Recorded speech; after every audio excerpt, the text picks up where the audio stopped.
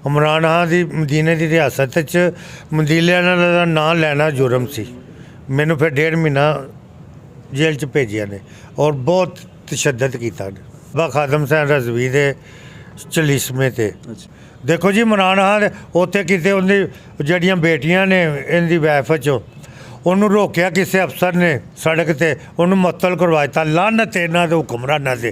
अगर उन्होंने रोकिया तो सानू मामे लगते जे रोकते हैं, आप ही नहीं फॉलो करते कोई गौर कानून तो साढ़े ते लागू किया। जहन्नम च जाओगे, तेनों तो उंज भी गर्मी लगती, कहना नहीं लगती। जहन्नम जहन्नम ही है। अल्लाह ने तू मजाक किया, हुण तू जहन्नमी पक्का हो गया है। या तू करोड़ मौलवी भी नाल ला लेंगा ना, तू जाने ही जहन्नम च। अल्लाह मजाक नहीं बर्दाश्त करता। अल्लाह साढ़े तो ज़्यादा तरतीबां सोचदा ते आगा दी गल करदा है। लाहौर दा इक्को ही पावा अख्तर लावा।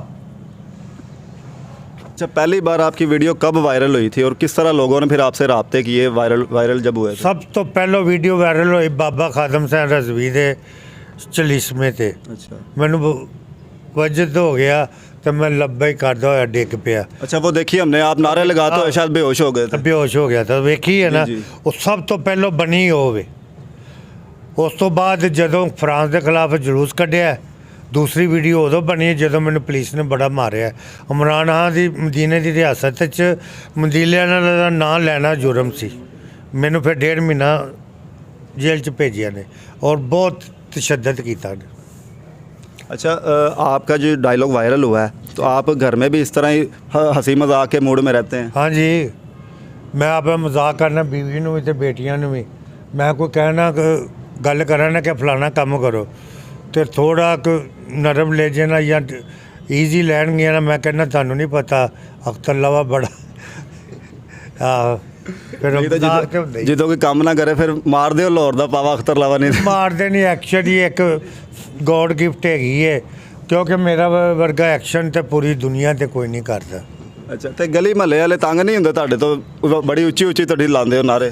नहीं नहीं, ये देखो पहले वे ये बच्चे होंगे सन, हूँ इन्हों के बच्चे मेरे फैन ने, क्योंकि मैं हर दौर का ही ना मनपसंद इंसान शख्सियत है।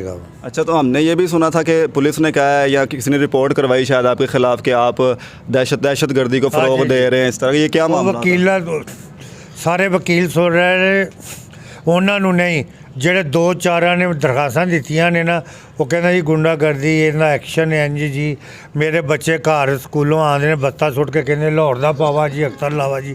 मैं क्या बच्चों को समझा तो मेरे पीछे पै गए। अच्छा, एक हमने ये देखा सोशल मीडिया पर एक बंदा वायरल होता है, उसको बड़ा रुझान मिलता है, लोग इंटरव्यूज़ करते हैं। तो क्या इंटरव्यू से आपने पैसा भी कमाया कोई?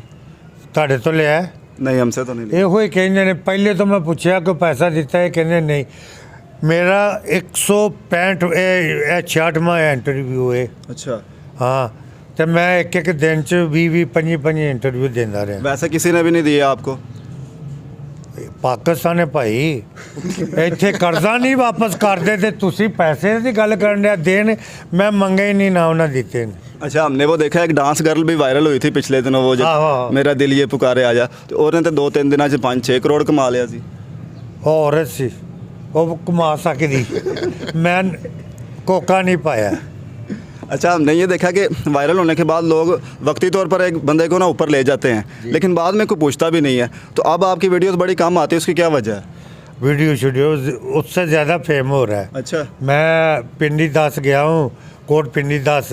कल की बात है, कल मैंने इंटरव्यू दिए, पिंडी दास गया स्टेडियम में, और कल एक शादी थी और मेरी कम से कम 600 के ऊपर टिकटॉक लगी है। वो बोलते कम बन रही, जिसकी 600 लगे टिकटॉक। और रोज़ाना की बात है, अभी आपके आने के पहले भी गए हैं, आपके सामने भी लड़के आए हैं, इंटरव्यू दिया, अभी उकाड़े से आ रहे हैं। मैं उनके लिए पाबंद हूँ, आपने बुलाया कि मैं इंटरव्यू करना है। खुदा को हाज़िर नाज़िर करके क्या उफ किया मैंने, मैं बोला आ जाओ। हमने यकीन, ये बिल्कुल सच कह रहे हैं, कोई मुंह पर नहीं बात हो रही। हमने पहली दफ़ा ही कॉल की है इनको और इन्होंने उठा के कहा कि मैं इधर हूँ तो इधर आ जाए। हम फ़ौरन गए तो इन्होंने हमें 2 मिनट में अपना इंटरव्यू दिया। अगर पैसे होंगे तो तुहानू 2 दिन जलील करते थे, तीसरे दिन रकम रखते तो कहते है दियो खर्चे मर्चे ने, लेकिन मैं लेंदा नहीं। ਮੈਂ ਭੁੱਖਾ ਨਹੀਂ ਹੈਗਾ।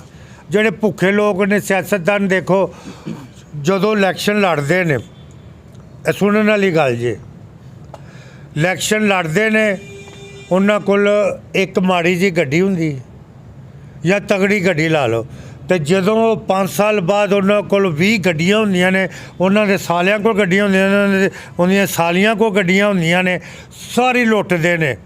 ਬਾਕੀ ਮੈਂ ਆਪਣੇ ਚਾਹਣ ਵਾਲਿਆਂ ਨੂੰ ਮੈਂ ਇੱਕ ਮੈਸੇਜ ਦੇਣਾ, ਰੌਂ ਕਰਾਰ ਨਾ ਪਈਏ, ਭਾਵੇਂ ਪੈੜਾ ਦੂਰ ਹੋਵੇ, ਫਲ ਖਾਈਏ ਮਿੱਠਾ ਭਾਵੇਂ ਲੰਮੀ ਖਜੂਰ ਹੋਵੇ ਹੈ। ਮਾਂ ਪਿਓ ਨੂੰ ਕਦੀ ਬੁਰਾ ਨਾ ਕਹੀਏ ਭਾਵੇਂ ਉਹਨਾਂ ਦਾ ਲੱਖ ਕਸੂਰ ਹੋਵੇ।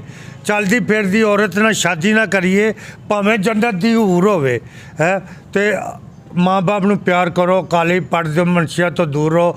ਮਾਂ ਬਾਪ ਦਾ ਕਹਿਣਾ ਮੰਨਣਾ ਹੈ ਪਹਿਲੇ ਦਿਨ, ਉਸ ਤੋਂ ਬਾਅਦ ਮਾਂ ਬਾਪ, ਫਿਰ ਮਸਾਇਦ ਰਿਸ਼ਤੇਦਾਰ ਜੋ ਵੀ, ਫਿਰ ਪਾਕਿਸਤਾਨ ਦਾ ਕਾਨੂੰਨ।